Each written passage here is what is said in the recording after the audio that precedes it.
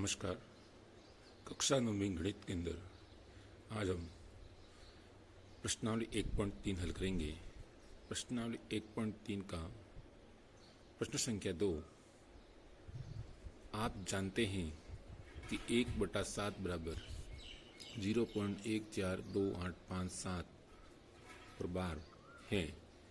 वास्तव में लंबा भाग दिए बिना क्या आप यह बता सकते हैं कि 2/7, 3/7, 4/7, 5/7, 6/7 के दशमलव प्रसार क्या हैं?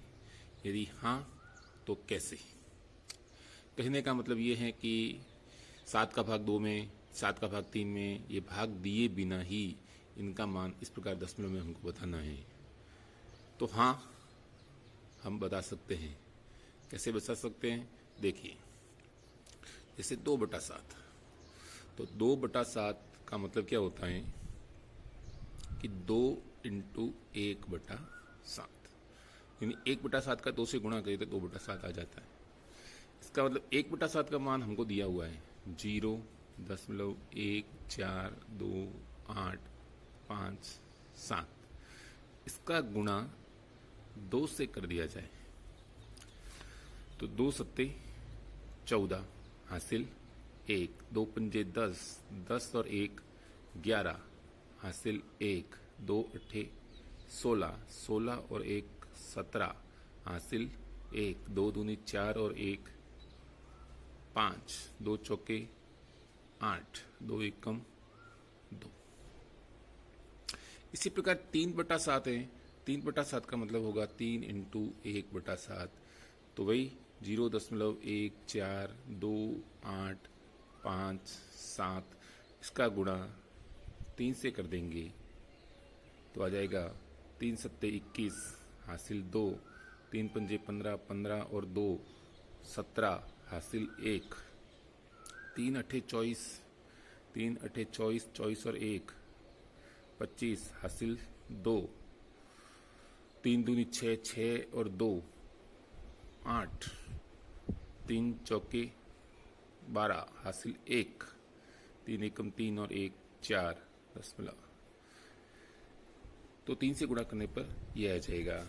तो अपन यहाँ लिख सकते हैं कि 2/7 = 2 × 1/7 बराबर 2 × तो ये जैसे अपने गुणा किया था तो आया था 0.285714। तो हमने लिख दिया यहाँ पर 0.285714। फिर 3 का गुणा 1/7 से किया तो 3 × 0.142857 अपने गुणा करके यह देख लिया 0.428571। तो ये यहाँ पर अपने लिख दिया 0.428571। इसी प्रकार फिर 4/7 है तो 4 का गुणा भी इसी प्रकार 1/7 से करना है। 4 × 1/7 0.142857 इंटू 4, 4 सत्ते 28 हासिल 2, 4 पंजे 20, 20 और 2 22 हासिल 2, 4 अट्ठे 32, 32 और 2 34 हासिल 3, 4 दूनी 8, 8 और 3 11 हासिल 1, 4 चौके 16, 16 और 1 17 हासिल 1, 4 एकम 4 और 1 5 आ जाएगा 0.571 ये 0.571428।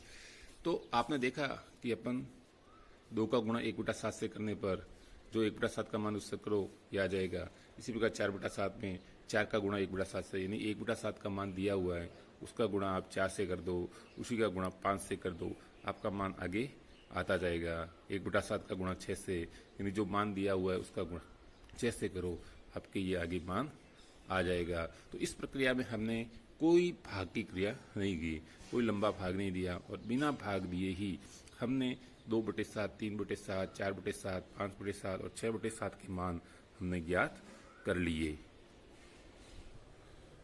प्रश्न संख्या 3। निम्नलिखित को P/Q के रूप में व्यक्त कीजिए जहां P व Q पूर्णांक है तथा Q का मान 0 नहीं है। यहाँ पर 3 प्रश्न दिए गए हैं। 0.6 6 के ऊपर बार है, 0.47 47 के ऊपर बार, 0.001 पूरे के ऊपर बार है। तो पहला प्रश्न अपन हल करते हैं। 0.06 सॉरी 0.6 6 के ऊपर बार। इसका मतलब ये है कि अपन जो 6 के ऊपर बार आया है इसको अपन समीकरण के रूप में लिखते हैं। x बराबर 6 के ऊपर बार का मतलब ये है कि 6 लगातार 6 चलता ही रहेगा, ये समाप्त होने का नाम नहीं लेगा। इसको अपन समीकरण नंबर 1 लिख देते हैं। अब कितने अंकों की पुनरावृत्ति हो रही है? केवल 1 अंक की पुनरावृत्ति हो रही है। अब 1 अंक की पुनरावृत्ति होती है तो 1 शून्य यानी 10 से गुणा करने पर पूरे समीकरण का गुणा करेंगे। पूरे समीकरण 1 का 10 से गुणा, पूरे का मतलब दोनों पक्षों में गुणा करना, तो आ जाएगा 10x इक्वल टू 6.66666 लगातार। ये आपका समीकरण नंबर 2 हो गया। समीकरण 2 में से समीकरण 1 घटाने पर, अब समीकरण 2 में से समीकरण 1 घटाना है तो समीकरण 2 को पहले लिखिए। इसे हमने लिख दिया, ये 10x इक्वल टू 6.666666 पहला समीकरण, x इक्वल टू 0.6666666।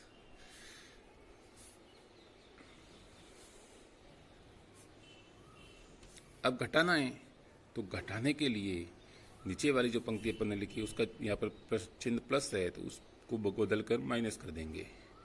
यहाँ पर भी प्लस है तो इसको माइनस कर देंगे। ये गणितीय नियम है। अब ये 6 में से चले जाएंगे, इधर तो 0 आएगा, 6 में से 0 रहेगा, केवल बचेगा 6।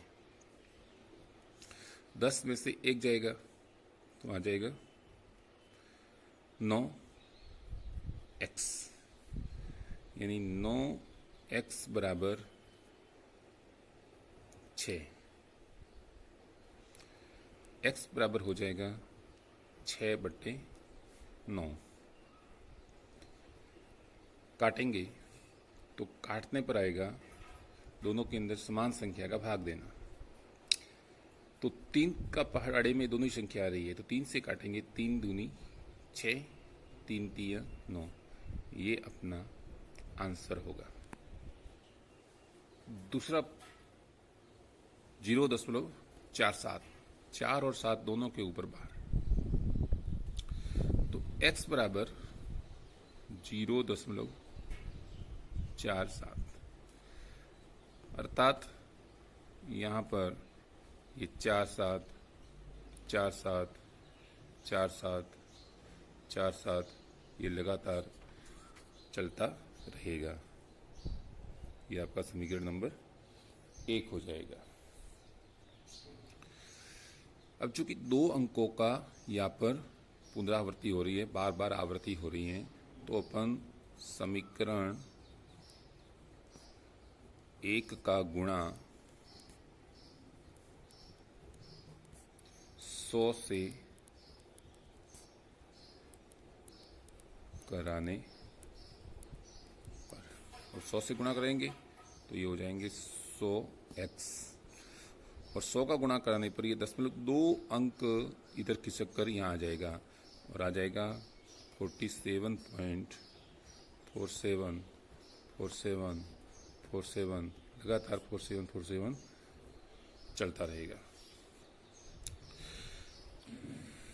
समीकरण 2 में से समीकरण 1 को घटाने पर समीकरण 2 में से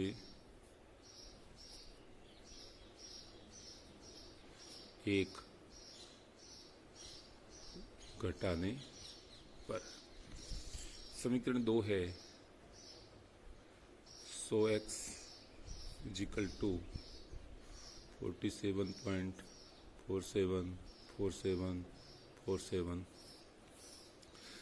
पहला प्रश्न समीकरण है x इजिकल टू 0.474747।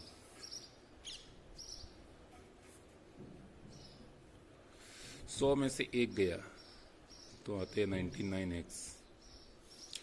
ये पीछे दशमलव के बाद में सभी समान संख्या है तो 0 हो जाएगा, लिखने की आवश्यकता नहीं, ये आ जाएगा 47। x इजिकल टू 47/99, यह हमारा आंसर। तीसरा प्रश्न था हमारा 0.001 तीनों के ऊपर लाइन है, तो यानी x इजिकल टू 0.001 001 इसकी बार बार पुनरावृत्ति होती रहेगी। अब चूंकि 3 अंकों का पुनरावृत्ति हो रही है तो 3 शून्य यानी 1000 से गुणा कराने पर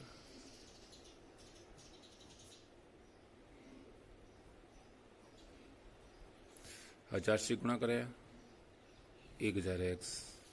अब ये दशमलव है, यहाँ से 3 अंक इधर खिसक जाएगा और यह आ जाएगा, आगे 00 लिखने की आवश्यकता नहीं, 1.001 इस प्रकार से ये समीकरण 2 बन जाएगा। समीकरण 2 में से समीकरण 1 घटाने पर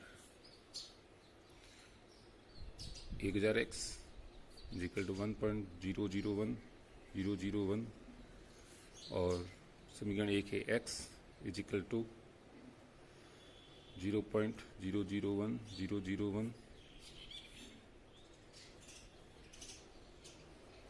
तो दशमलव के बाद शून्य केवल रह जाएगा इधर 1 या 999x इक्वल टू 1/999 ये अपना आंसर होगा। कहने का मतलब ये है, या अपन एक बात नोट करें कि यहाँ पर जैसे पहले प्रश्न में था कि x इक्वल 0.6 के ऊपर बार 1 अंक की पुनरावृत्ति हो रही है, तो इसका आंसर क्या रहेगा? सीधे आंसर अपन को देखना है, तो चूंकि 1 अंक की पुनरावृत्ति हो रही है तो सीधा 6/9, ये देखिए 6/9।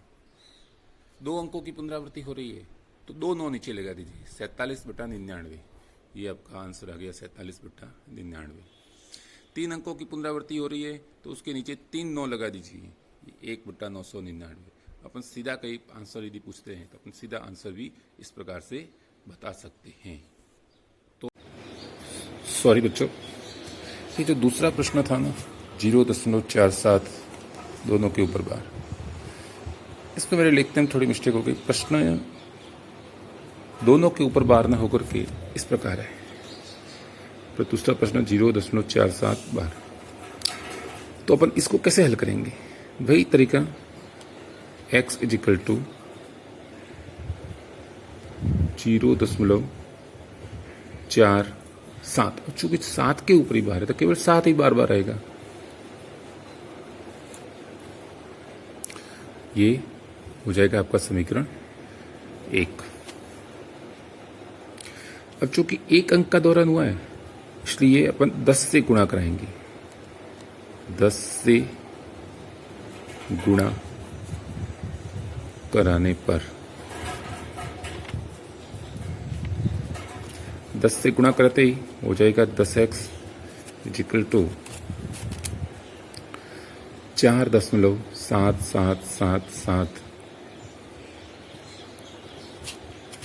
ये आपका हो गया समीकरण 2। समीकरण 2 में से एक घटाने पर, समीकरण 2 में से एक घटाना, 10x इजिकल टू 4.7777। समीकरण 1 है x इजिकल टू 0.47777।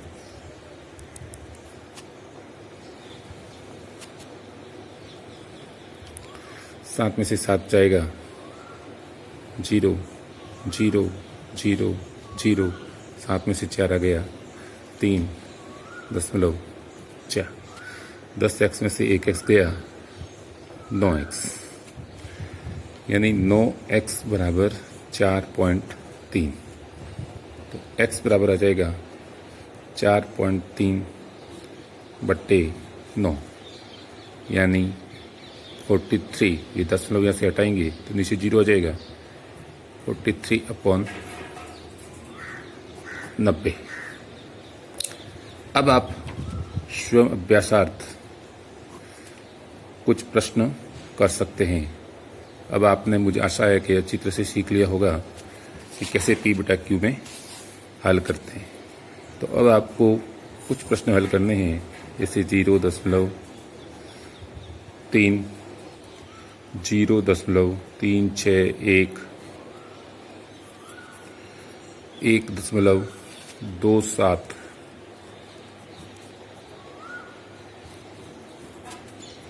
तो इन तीनों प्रश्नों को आप खुद हल कीजिए और देखिए कि आपने कहाँ तक सीखा है। नमस्कार।